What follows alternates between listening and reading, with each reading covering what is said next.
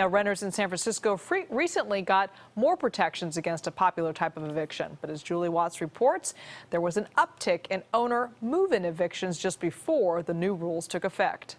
He will be able to re-rent this apartment for, probably 4 or 5 times the rent that we currently pay. After 24 years in a rent-controlled apartment, Sean Millis and Michelle Matera know their days are numbered.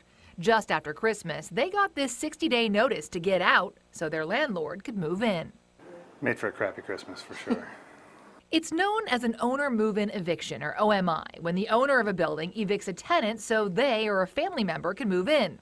But according to Sean and Michelle's eviction notice, their landlord owns 5 other units in 2 buildings, plus his own home in a luxury high-rise. It seems odd that he'd want to move into our place with floors that are splintering, a roof that leaks, a heater from 1966.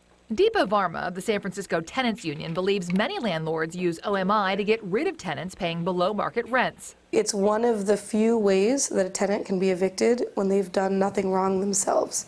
But Charlie Goss, with a group that represents landlords, says they should have rights in their own building. Our belief is that owners should be able to move into the home that they own. And there appears to be an increase in owners who want to do that. According to the San Francisco Rent Board, there was an uptick in OMI notices at the end of the year, incidentally just before new protections for tenants went into effect. There was a bit of a spike. Tenant attorney Dave Crow explains the new protections are intended to keep landlords honest, So that people will think twice if their motive is to just displace the tenant without moving in. As of January 1st, landlords are required to declare under penalty of perjury that they intend to live in the unit for at least 3 years. They must file a public statement of occupancy every 90 days, and that's important because if a landlord does move out, they're required to charge any new tenants the evicted tenant's old rent for 5 years. The information just wasn't that available before. Crow says until now, evicted tenants had to rely on private eyes or dumpster diving to hold landlords accountable. This makes it easier for ousted tenants to keep track of who's living in their unit, something Goss says landlords don't have a problem with. Certainly more paperwork, but if you have to be completing annual paperwork with the city to maintain your right to occupy your home, we think that that's fair. Still, Sean and Michelle believe it's no coincidence that their eviction notice came just 1 week before the new disclosure rule took effect.